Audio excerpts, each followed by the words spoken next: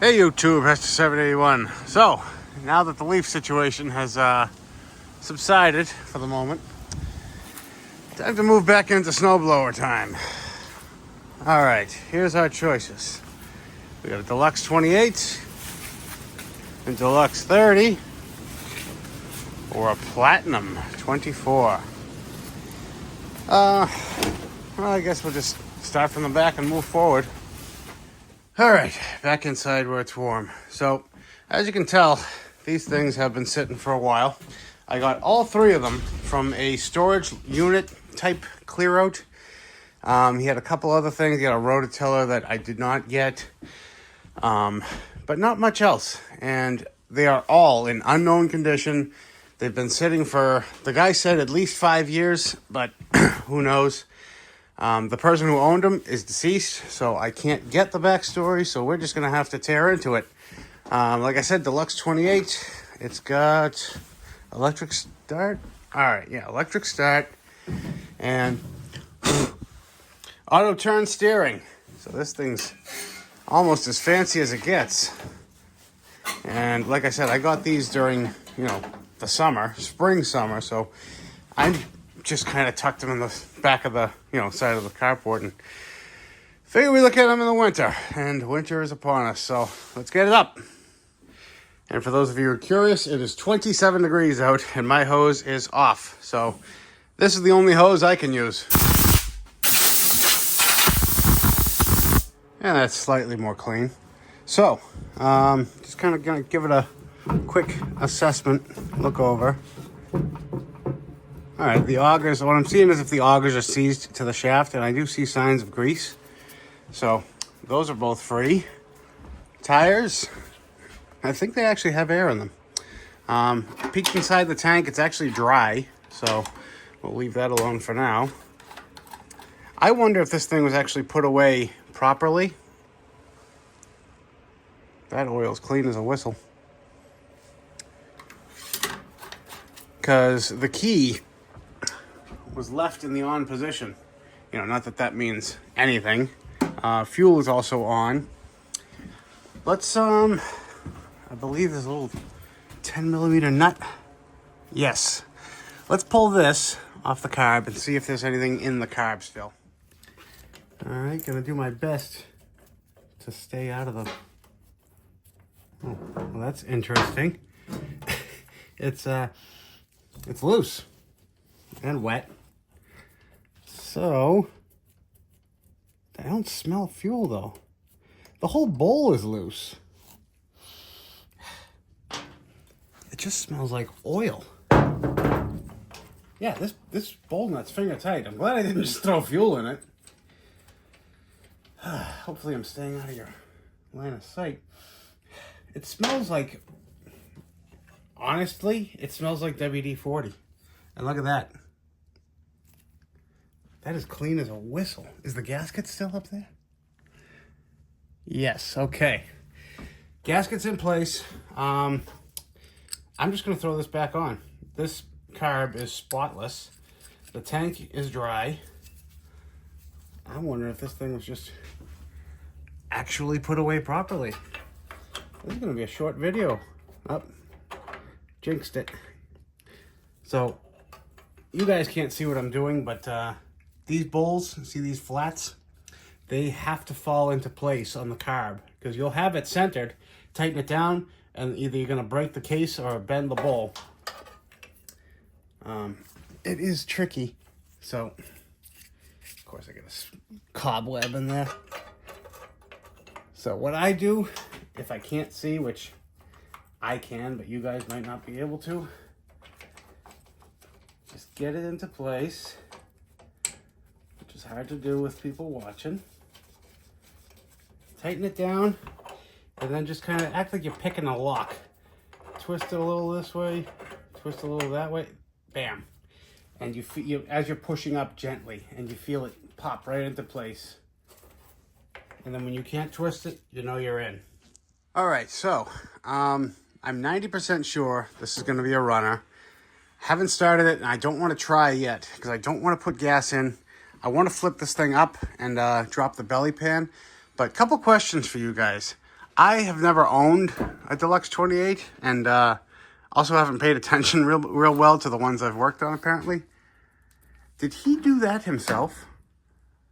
Those look like the door edge guards that you sort of, you clip on the outside of your door so that when your wife or anyone opens it into a hard surface, they don't chip the paint. But that's kind of brilliant. It's, because usually that'll dig into the paint and sort of vibrate and cut through over the years. I don't know.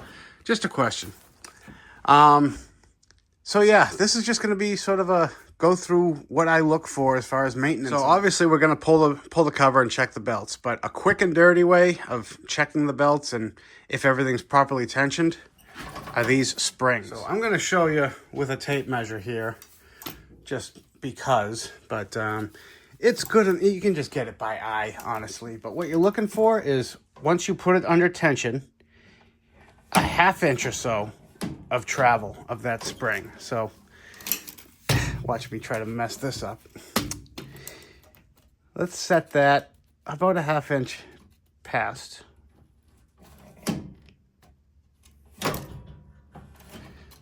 And that's just about right. Maybe closer to 3/4, but like I said, we're going to pop the belt covers off and double check everything. But this, if I was just to walk by and look at it, I'd say there's no issues.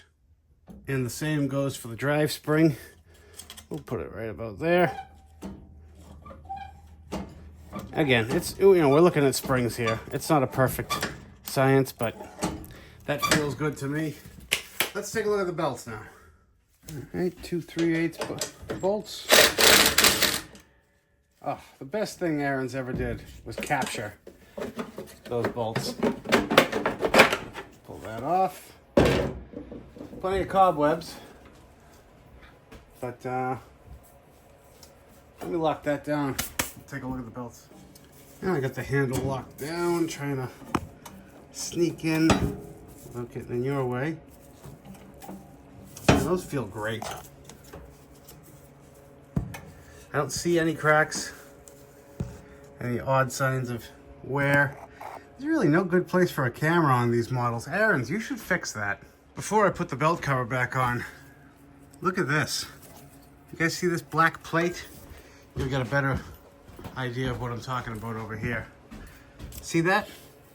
That is the, I don't know if you guys remember the upgrade kit I put on my 11.5 horse 30 something inch, but it makes it so when you get the wet, heavy, slushy snow built up on this, it starts to melt down.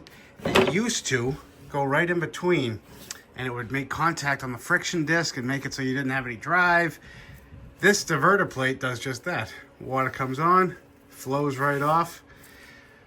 Should have come standard for a long time, but at least they made something to fix it and was nice enough to sell it to us. So before we go tipping it up on its snout, since it's been sitting here and everything's nice and level, I want to check the gear case oil on this thing. I don't see any leaks, but again, this video is intended to be yearly maintenance, what you should look at on your mower. Smells good, looks full, should be very close to the top, and it is. Excellent. Throw that back in. So we've checked that. Now remove the shear pins.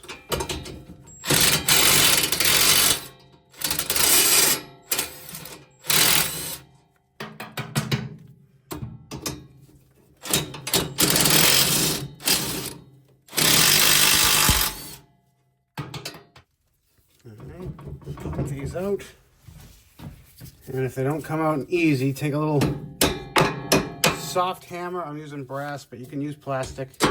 See, that one came out nice. So I wonder if the other side is going to be slightly deformed. Let me go wipe this off real quick. All right, and here's the two of them. The one on the left here was the one that fought us a little bit, but I don't see any signs of deformation. So what can happen is you can get, you can half blow a shear pin. Keep your comments to yourself. And that's when it'll fight you coming out. So if you're going, that's why it's a good thing to go through all this. Because if you knock it out and you see it's deformed, throw a new one in. Would you rather do it now in the, hopefully inside or in the warm weather, or in the middle of a blizzard under a couple feet of snow where you keep dropping the nut? And anyway, I'm having war flashbacks. So like I said, these are nice and free, and we want to keep it that way.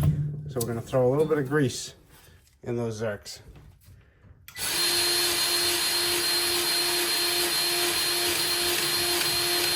You just want to throw some in until you see it start creeping out, either on the right side or towards the middle. And I'm starting to see a little bit now. I don't know if you guys can see it. It's just popping through. So I'm going to stop right there, give that a good spin, and then give it a couple more pumps.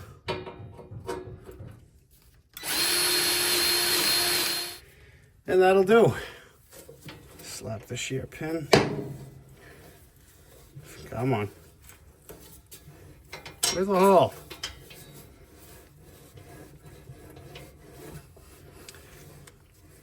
You gotta be kidding me.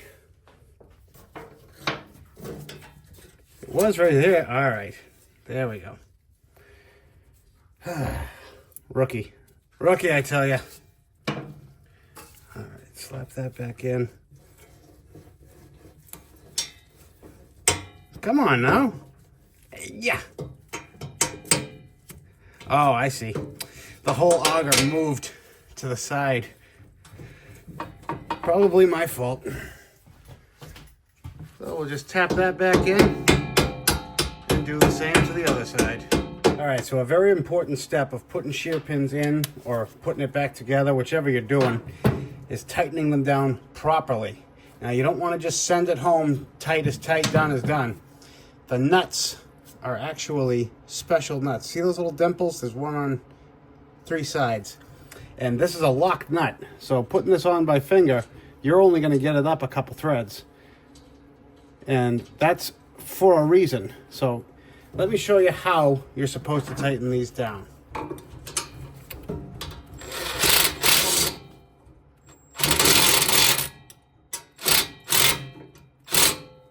All right. See this? You want to be able to move that bolt. Just a little bit of resistance. This is probably just a hair too tight. So let me just give it a little, whoop, perfect. You want to be able to put a wrench on this thing and spin it around in the hole with very little, I don't want to say no, but very little resistance. Otherwise, if you tighten it down too tight, it's not going to want to shear. Like you're just locking everything up. So you want it to be able to hit the shear bolts. I don't know, it probably isn't making sense, but you want it to twist on the auger shaft into the bolts. If you have it cinched together, it's not really going to want to move. It'll still probably shear, but for those of you with aluminum gear cases, I got a surprise for you if you over tighten them.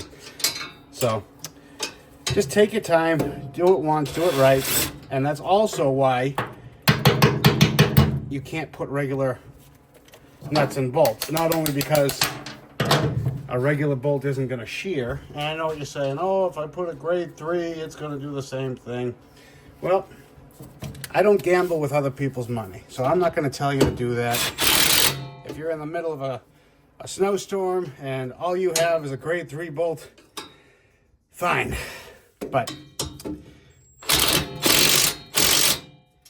if that's really the situation you're in, you should have thought ahead and bought some more shear pins.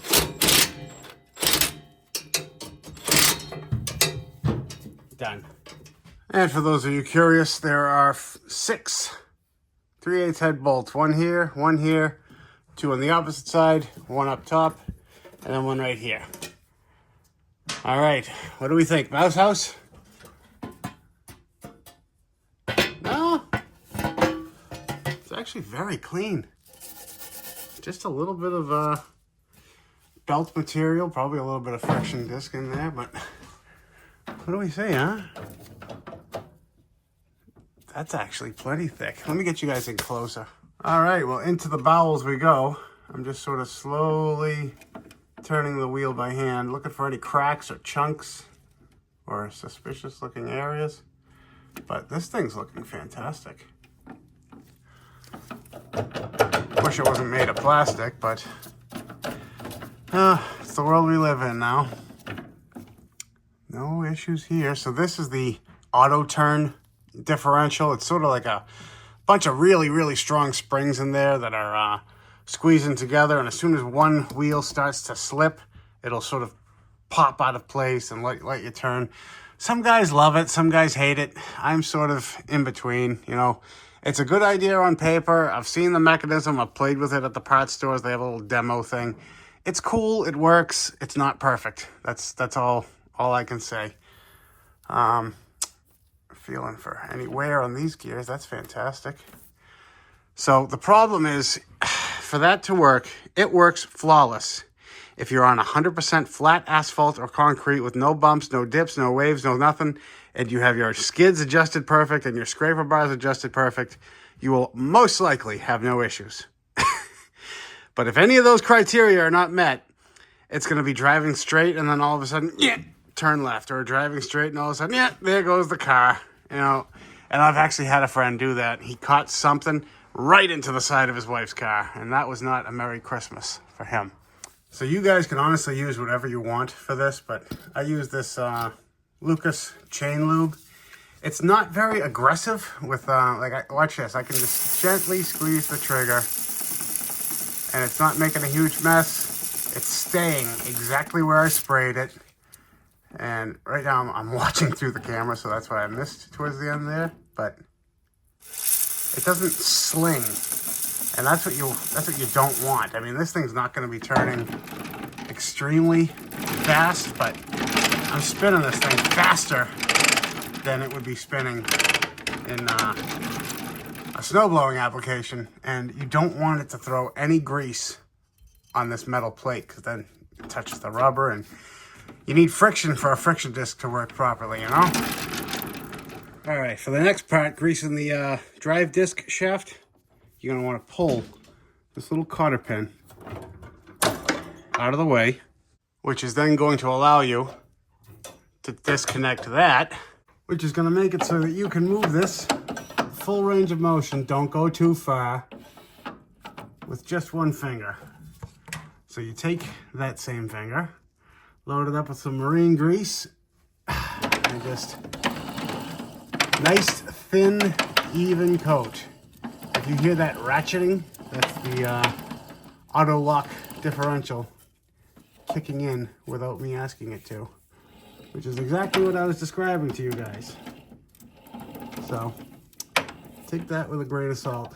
I'm biased because I already don't like it. Well, before we drop her down to the ground, let's tackle another overlooked piece of maintenance. So you got these quick clips. All you got to do is lift up on this outer tongue and slide up. You do not take off this E-clip. I'll show you why in a second. Luckily, this thing's pretty clean. And if you guys heard that little thing drop, that can also ruin your day. Keyway, it is rectangular. It is not perfectly square. The longer side sits in the keyhole. Now, depending on your skill set and how comfortable you are with taking things apart, this shaft, see how it's sliding in and out? You can pop this clip off. I'll show you, just in case you do get curious. And you can slide this right out of that differential. Now, I love doing this kind of stuff. Preventive maintenance. Take a little bit of marine grease, just like we did to the drive disc shaft in there. Just a film. You don't want to gob this thing up with all sorts of grease. And then a little bit on the gears. And gently, I'm sort of twisting as I push, because I want it to pop right into place. Started to, there we go. Now we're in. So I think If I push on this part of the shaft too hard, it'll start popping through the other way. Don't panic. Just push the other side and you'll be good to go. But yeah, so many people, believe it or not, have pulled that clip off thinking that's what you need to take the tire off. And yeah, they get themselves into this sort of a pickle. But yeah, the whole reason behind pulling these wheels, just to do this. Grease them up and make it so we know they'll be able to be pulled off in the future, you know? Don't forget the key. A little bit of grease on the key will help hold it in place. I try to set it to 12 o'clock. Grease will also make it stick to your glove, so. All right, stay. Snap this back on. Luckily you can see the back of it, so. And there you go. So it's actually doing what I said it would do. It pushed too far that way. So I'm gonna push the shaft. There. That pushed it straight through. With enough room to sneak. These two ears, I try to line them up with the opening of the other E-clip so that you don't get caught behind it. And then just tuck it right behind. Perfect. And since I'm here, might as well just give this a little bit of a spray with some all-purpose cleaner. See how nice these rims will clean up. Everyone says that I complain too much, like about the auto turn differential. Oh, you don't like this, you don't like that. I say, what do you like? Well, you guys want to know what I like? A nice Boston cream pie.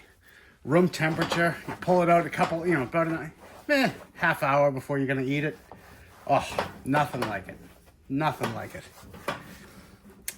But as far as differentials go, what do I like? I think it's the Murray, the power steering levers. On each handle, there's 2 toggle switches. And it allows you to lock and unlock and control the wheels as you want them. And I like being able to control where I'm going, which is why I have the Ariens snowblower with the lever lock differential. So on those, you give it 1 click, and now you're locked. Another click, and now you have 1-wheel drive. So that's sort of as good as I can get as far as Ariens goes. So that's my 2 cents. And same deal for this side. This side does not have the removable shaft. This sort of is the shaft. So I didn't do a very good job of describing what that small intermediate shaft, why it's there and what it does. So the wheel is pinned to this outside shaft, at least on the other side, with the key. That shaft is keyed into the differential, so it allows that wheel to do the spinning. This wheel can also spin, but it's the whole shaft that's spinning when this side sort of loses traction. So that's why one shaft always has to be sort of separate, if that makes any sense. If it doesn't make sense, no. Just drop the keyway in the crack in the lift. So I had to wrestle with that for a second. But yeah, if what I'm saying is not making sense, it's because I'm trying my best. And I don't know how else to say what I'm trying to say. But for more information, visit your local library.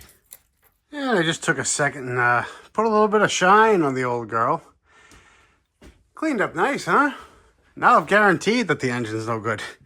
Oh, and a piece of overlooked maintenance I forgot to point out to you guys. That is a grease fitting.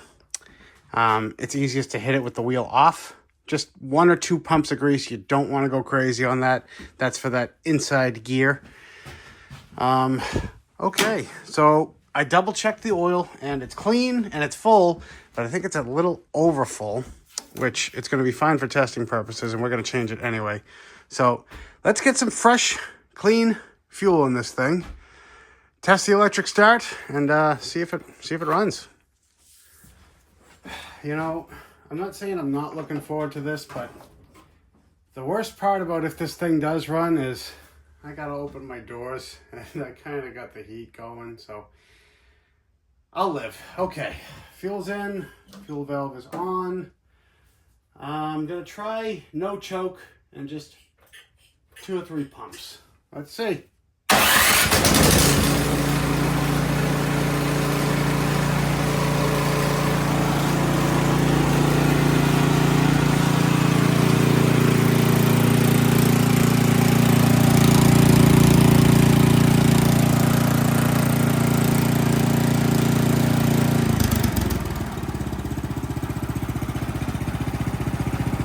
Oh, she even idles.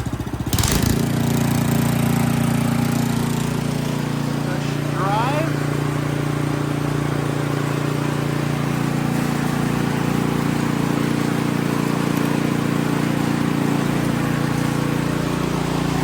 She drives.